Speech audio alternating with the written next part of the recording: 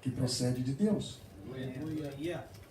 E toda a palavra que procede de Deus está corporificada em uma pessoa, que se chama Jesus Cristo. No princípio era o Verbo, a palavra, e a palavra procede da boca de Deus. E Jesus, este Verbo de Deus corporificado, quando o Espírito diz que hoje eu estou corporificado na minha palavra. Por isso Jesus disse, as minhas palavras são Espírito e são vida. De maneira que nós nos alimentamos com esta palavra, Espírito e vida. Você pode ler essa palavra como bom estudioso e não alimentar o seu espírito. Muitas pessoas fazem isso. Eles conhecem de Gênesis a Apocalipse, mas eles não a procuram como alimento, não a procuram como vida.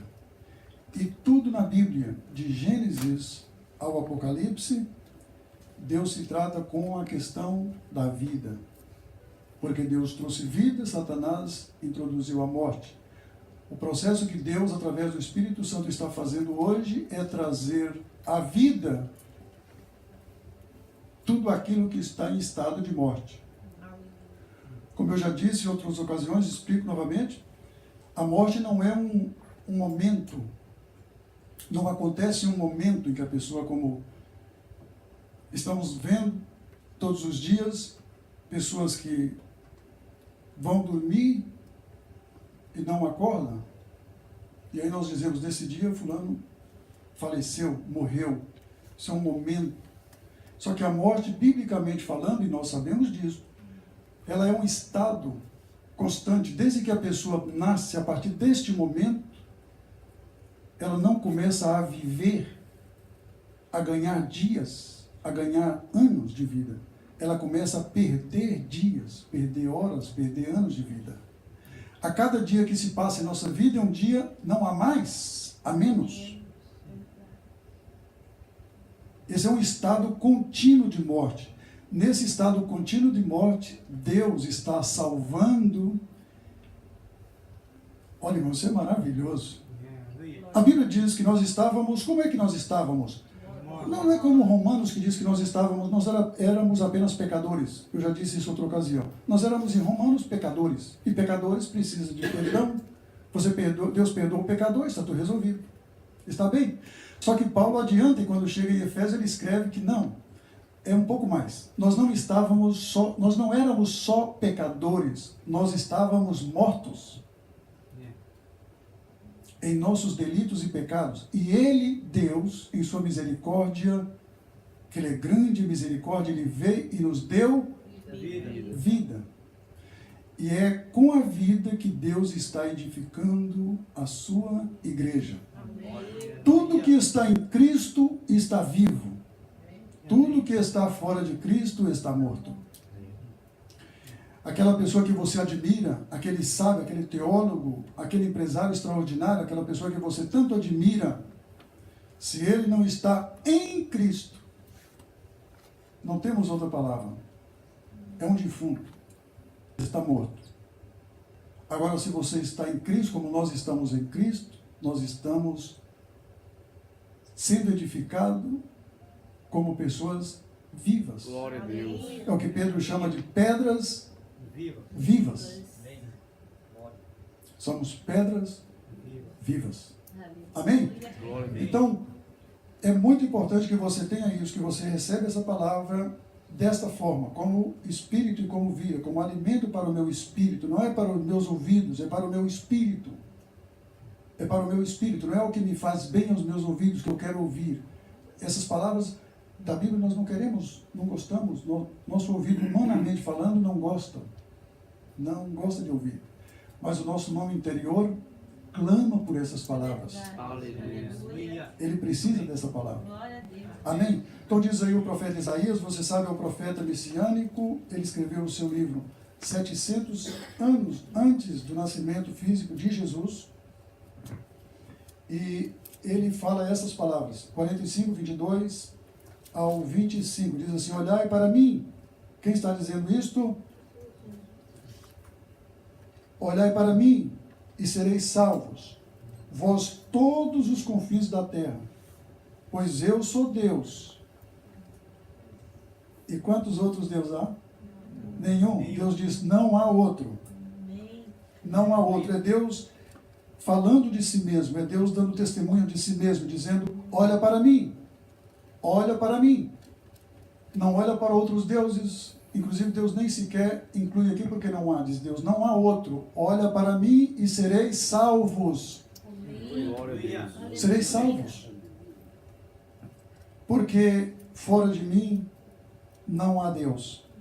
Versículo 23. Por mim mesmo jurei, a minha boca proferiu com toda a integridade uma palavra que não tornará atrás. Diante de mim se dobrará todo o joelho, e por mim jurará toda a língua. 24. De mim se dirá, somente no Senhor há retidão e força. Todos os que se enraivecem contra ele virão a ele e serão o quê? E serão o quê? Envergonhados. Versículo 25 e último diz, mas no Senhor toda a descendência de Israel será justificada e nele se gloriará. Aleluia. Olha, irmãos, na época em que nós estamos vivendo, muitas pessoas hoje estamos propícios a olhar para tantos lados, para tantas coisas, fica até difícil dar uma definição, né? Se você, por exemplo, for sair à procura, que não vai acontecer, não estou pedindo também para fazer isso, mas se você sair à procura de um título, uma placa que lhe agrada, você vai se deparar com quantas você acredita? Placa de igreja. Com quantas você acha que vai se deparar? Com milhares. Você vai viver todos os anos da sua vida de placa em placa e não vai chegar à placa que você talvez procura. As pessoas, através das placas, através dos títulos, procuram atrair à primeira vista. Os livros, por exemplo, tem pessoas que ficam decepcionadas, e os críticos, principalmente. Quando você compra um livro, você vai muito pelo título, não é verdade? Então, o título é muito importante. Agora, ficamos decepcionados quando nós compramos um livro e o título nos chama tanta atenção e nós compramos mais pelo título, a capa, porque quando nós vamos ver o conteúdo, não é aquilo. As notícias, por exemplo, as manchetes, como o jornal, a televisão e hoje com as redes sociais, você sabe a rede social. Eu, particularmente, na internet, assim, a gente não lê, você não vai ficar lendo na tela do computador a notícia, dificilmente. Então a gente só lê o título, né? Tragédia em tal lugar. Ué, tragédia. Você não vai entrar lá para ver os detalhes. Eu acredito que não, a maioria não. Nós passamos por alto, assim. Então só ficamos com não com conhecimento, isso nos afasta do conhecimento. Porque o conhecimento é nos aprofundar naquele tema, naquele assunto, é estudar a fundo, é saber os motivos, as causas, o porquê de tudo. Então, isso nos dá conhecimento. Então, hoje nós temos muita informação, recebemos muita informação, mas muito pouco conhecimento. Conhecimento zero, mas informação muita. Então, nós já olhamos aí. Então, jornais já descobriram isso, então coloca lá aquele grande título, e às vezes dentro da matéria foge um pouco o assunto, né? Mas somos atraídos por aquele título. Então se trabalha muito isso, como no Brasil, vocês sabem, tem um partido, o Partido dos Trabalhadores. Então quem olha assim o título, puxa vida, eu sou desse partido, se você é um trabalhador. Agora estão se descobrindo que o Partido dos Trabalhadores, que não trabalha, né? Mas o título, né? Então diz, eu me incluo nesse negócio aí, porque o negócio é bom. A Assembleia de Deus. Eu estou lá dentro. Estou lá. Então nós somos atraídos por isso. Então, e Deus, na sua sabedoria, na sua soberania, Ele sabe das nossas debilidades. Que nós somos atraídos pela coisa fácil, pela coisa rápida, pronta, na verdade, a solução para ontem. Para ontem. Esses dias, nessa semana, quarta-feira, eu levei Márcia a fazer uns exames em Maibashi, e aí tinha um senhor que estava realmente reclamando, japonês, coisa que eu nunca não sabia nem que acontecia isso. Eles reclamam muito. Ele estava reclamando, estava muito bravo, e depois eu disse para Márcia, bom, ele tem razão. Ele tem razão. Porque nós não vamos reclamar, mas ele está reclamando com muita razão. Ele não estava aceitando as justificativas, porque ele mostrava o seu papel, e o papel mostrava que ele tinha um horário marcado, e o horário era 10h30, e já era 3h da tarde. Meu Jesus! Sim, eu também estava aí com o Márcio, nós saímos de casa 9h e chegamos 5h da tarde em casa. Demorou muito. E ele estava muito bravo, ele dizia, por que vocês colocam esse horário se vocês não podem atender? E aí tinha mais outras pessoas também, tinha uma paraguaia, uma senhora, e pegou também o panfleto, e também, todo mundo reclamando, estava todo mundo reclamando. Então, às vezes, isso normalmente acontece, se marca um horário e não chega, porque todos estão ali aflitos, todos estão querendo uma resposta rápida. Quando se oferece uma solução rápida, as pessoas normalmente caem em muitos golpes, por exemplo. Muitos golpes. As pessoas caem e dizem, você dá tanto aqui, você se aposenta. Amanhã você aposenta. O cara quer aposentar, eu vou dar o dinheiro que eu tenho acumulado. Eu vou me aposentar, eu vou ganhar outro. E muitos caem nesses golpes. Então Deus, em sua sabedoria e soberania, Ele sabe da nossa tendência de buscar essa coisa imediata, rápida. Então Deus pede para o homem algo que hoje, Deus conhece a nossa situação. E Ele diz, olhai para mim. Olhai para mim. E nós pensamos assim, bem, eu olho para Deus e o meu problema, eu diria, quem de nós aqui em algum momento, se você nunca fez, que Deus te abençoe, amém por isso. Não se questionou e disse, nossa, mas quem me pregou o Evangelho só falou, não falou essa parte do contrato. Só falou que eu ia ter direito a muitas bênçãos. A vida eterna, meu nome escrito no livro da vida. Quando aceitamos a Jesus com essa mensagem, ninguém chegou lá em casa, a não ser o irmão, teve um irmão que eu conheci, o irmão Marcelo, ele evangelizou seu irmão Maurício assim, que hoje é presbítero, e foi evangelizado assim, de uma forma forte, bruta. O Maurício disse que olhou assim, comigo conosco muito tempo, foi tesoureiro, não quero conhecer. Você olhou assim, meu Deus, sério. E não ficou pensando, sabe uma coisa, eu vou aceitar esse Jesus assim mesmo. Mas normalmente nós prometemos, né, uma cura, uma solução, e dizer, olha, Jesus, você é pecador, Jesus te perdoa. E você está com problema, Jesus resolve tudo. Vem para Jesus. E aí isso nos coloca numa posição muito confortável de que nós realmente não temos. E as pessoas não olham esse aspecto e vêm realmente e acreditam que aqui nós não temos nenhum problema. É verdade? Nenhum. Então nós não temos.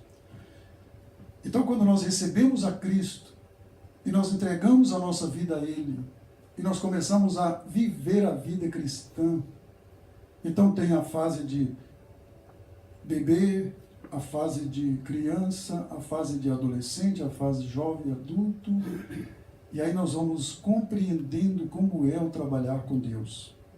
E à medida que nós vamos amadurecendo na vida cristã, nós vamos começando a compreender que não é só chegar a Jesus e ter tudo o caminho preparado. Não é tão simples, não é tão fácil assim.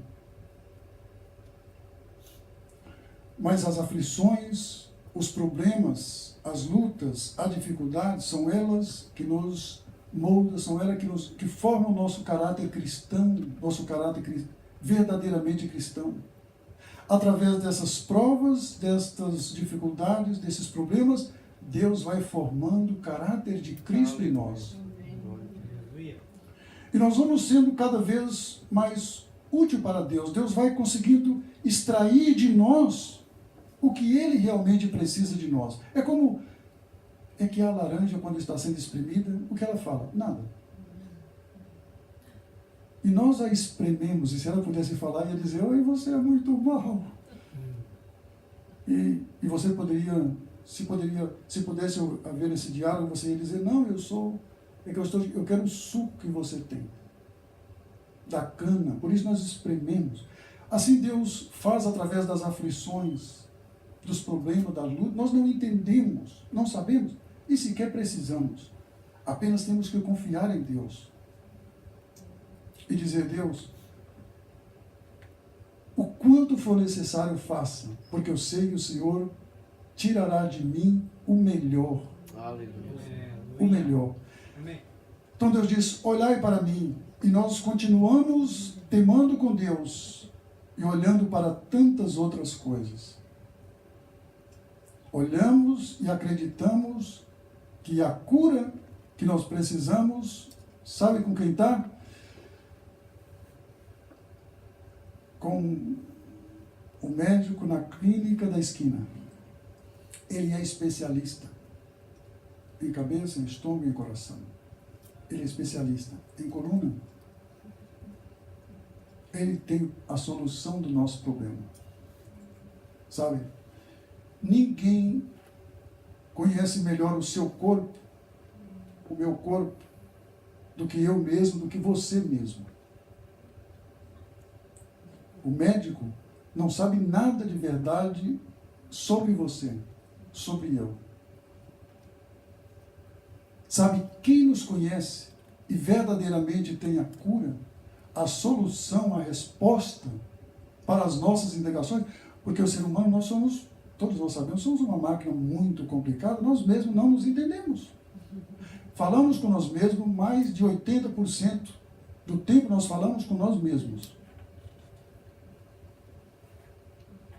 E não nos entendemos. Não nos entendemos, não nos conhecemos. Por isso Deus, quando diz, olha para mim e sereis salvos. Deus sabe o que Ele está falando. Deus está apenas fazendo um pedido, olha para mim, confia em mim e sereis salvos. Aleluia. Não importa o problema, porque Deus não está loteado como se faz na medicina. E em muitas áreas da vida nós começamos para resolver problemas, nós loteamos as coisas para ficar mais fácil, não é verdade? Então você vai na medicina, tem várias áreas da medicina, tem um especialista no coração, um especialista na cabeça, um especialista de osso, pele, ou seja, tudo está loteado, tem um especialista para cada área.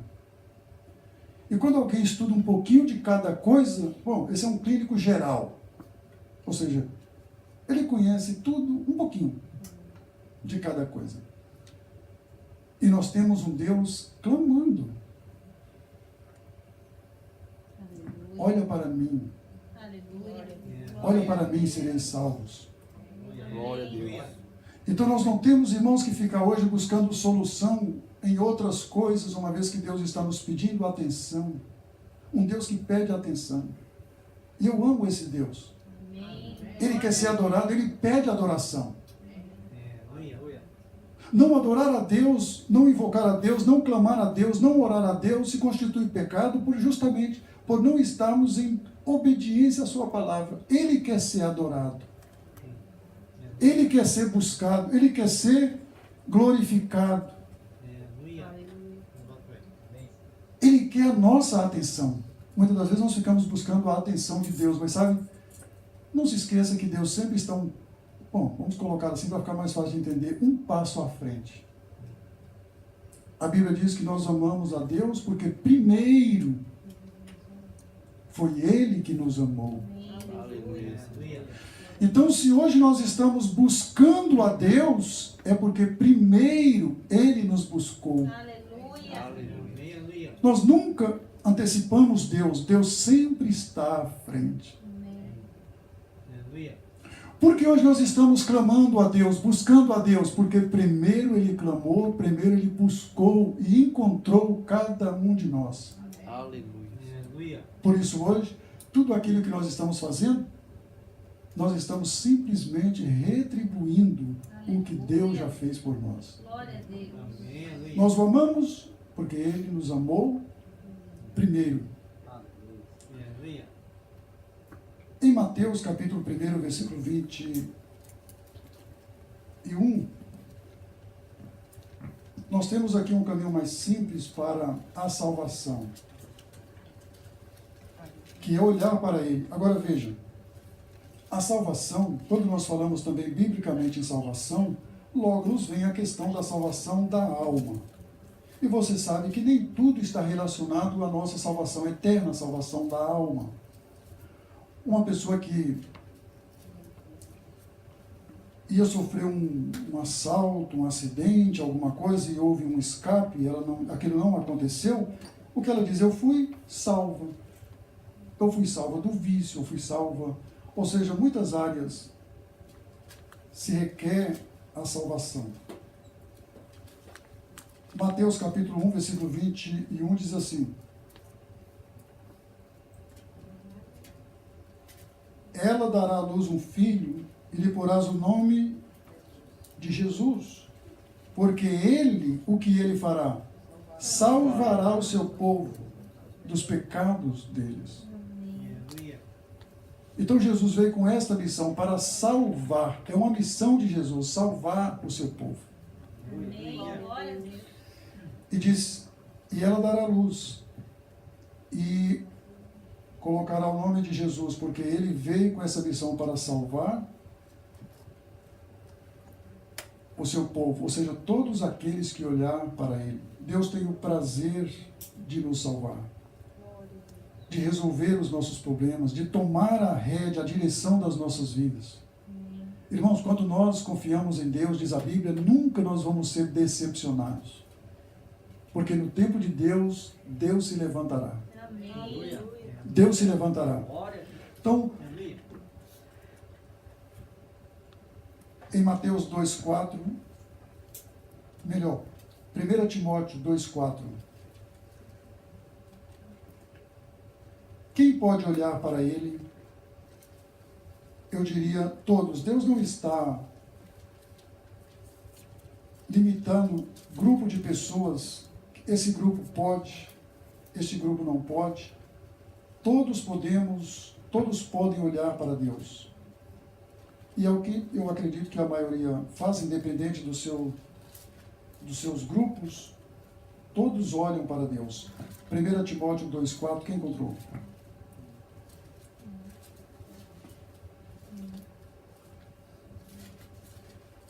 Quem quer que todos os homens se salvem e venham ao conhecimento da verdade. Quantos homens Deus quer que se salvem? Todos os homens. Venham e que todos sejam salvos. Olhai para mim e sereis salvos. O que Deus está prometendo é uma libertação completa, uma salvação completa. E Deus pode fazer tanto no âmbito físico quanto no âmbito espiritual. Enquanto os médicos podem chegar ao físico, Deus pode tocar ambos e nos trazer uma salvação completa, a salvação completa de Jesus, a salvação completa de Deus em nossas vidas. Amém. Olhar para Jesus nesses dias parece fácil. Não é tão fácil e nós sabemos disso. O ser humano é muito dependente, e tem que ser assim, porque evidentemente é o que nós temos, são a nossa visão, os nossos olhos.